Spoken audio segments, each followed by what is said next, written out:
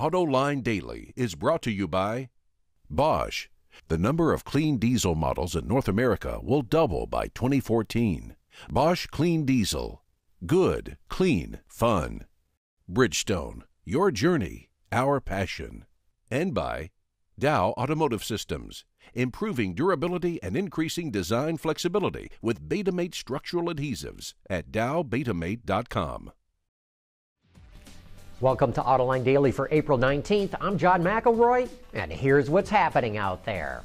Formula One racing returns to Bahrain this weekend, but opponents of the regime that controls the country vow to wage 3 days of rage to coincide with the race. Major banks have been firebombed, and graffiti with the word avoid, as in avoid the race, was sprayed on one of the buildings. It's all part of the Arab Spring that continues to roil the Middle East. And I'm sure some of us will be tuning into the race this weekend to see if anything happens besides the race itself. Ford is racing to catch up in China and just announced it will build another assembly plant there. It just squeaked that in before the Chinese government slammed the door shut on new plants by foreign automakers. The plant will be capable of building 250,000 vehicles a year, which will bring Ford's total annual capacity in China to 1.2 million vehicles when it comes on stream in 2015. In fact, that will bring Ford's global manufacturing capacity to 8 million vehicles, which would put it right up there with GM, VW, and Toyota. Chinese automaker SAIC just hired Italian designer Leonardo Fioravanti as its chief of design. He started his career at Pininfarina and later worked at Fiat, Ferrari, and Alfa Romeo. He just left his position as chairman of the Italian Association of the Automotive Industry Car Coach Builders to join SAIC. And this is another sign of how Chinese automakers are getting serious about design. And here's the benchmark that they're going to have to compete with. Mercedes-Benz will intro this gorgeous concept car called the CSC at the Beijing Auto Show. The name stands for Concept Style Coupe, and according to Autoblog, this four-door is sized to take on the Audi A3 and Volvo V40. Supposedly, the production version could even end up in North America. Just before its bankruptcy, General Motors sold 1% of its ownership in SAIC GM to its Chinese partner.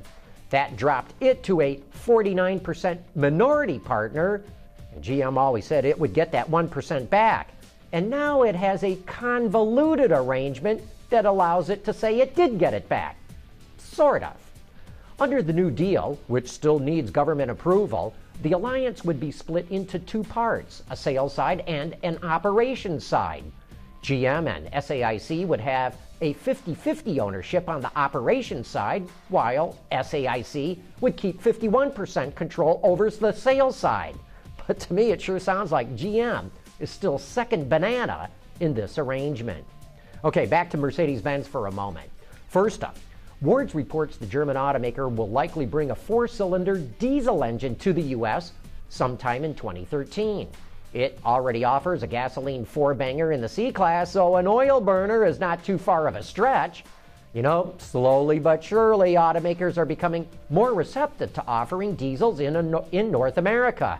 And it's about time. If you build them, diesel-powered cars that is, they, the American public that is, will buy them. Hey, have you heard about this one yet? The Maybachs are such a sales disaster that they're now offering them with a $100,000 rebate. Come on down, it's a clearance sale. We can put you in one of these babies for only $272,000.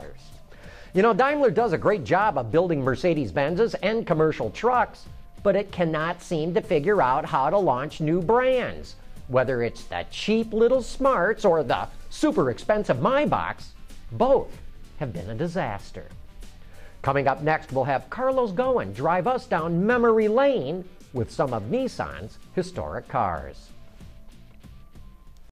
Clean diesel models in North America will double by 2014. Why? Higher take rates, lower cost of ownership, longer range and better fuel mileage, lower CO2 emissions. Clean diesel, good, economical, functional. Bosch, invented for life. Nissan just put out this video of Carlos Ghosn taking a tour of the company's Heritage Center. We found this interesting enough to share it with you. Who says nostalgia isn't what it used to be? Just a few weeks after Nissan announced the upcoming return of the much-loved Datsun brand, CEO Carlos Ghosn stopped by the company's heritage warehouse recently for an unrivaled slice of automotive history. Home to 400 Datsun and Nissan vehicles, ranging from the 1933 Datsun 12 to electric prototypes used during Leaf development, the giant garage in Zama is a treasure trove of car nostalgia. In a timely reminder of how the company built its name around the world, the CEO went for an indoor spin in a Datsun 17 Phaeton, still rolling almost 75 years after its maiden voyage. The Zama facility relies on a network of former Nissan staff and volunteers to keep about 70% of the former production models drivable. Golden oldies such as the 1967 Datsun Sunny 1000 Sports Deluxe bring back happy memories, says former Nissan EVP Nobuo Okubo, one-time chassis engineer on the car. When I joined Nissan in 1964, almost half a century ago, this car was the first car that I dealt with. About 80% of my memories are about this car. The CEO cruised in the Datsun 17, talking past many of the stars of Nissan's history, including the GTR he used to own, rally cars, and a collection of classic Zs, including a former Kanagawa Prefecture police car. With Zama currently closed to the public, former SVP Kenichi Sasaki hopes more people will eventually enjoy cars such as the Z SR311, which he worked on as an engine engineer. I appreciate his visit to these facilities very much. It will serve in future to make some kind of Nissan museum in the world. I hope so. At a time when Datsun's return is sparking renewed interest in Nissan's rich heritage, its warehouse wonderland is set to grow even larger. You know, I hope Nissan does build its own museum. I think it's very smart for car companies to honor, to remember, and to maintain their heritage. Hey, don't forget to tune in tonight for Autoline After Hours. We'll have Art Spinella from C&W Marketing, who always has fascinating insight about cars and what's going on in the car market.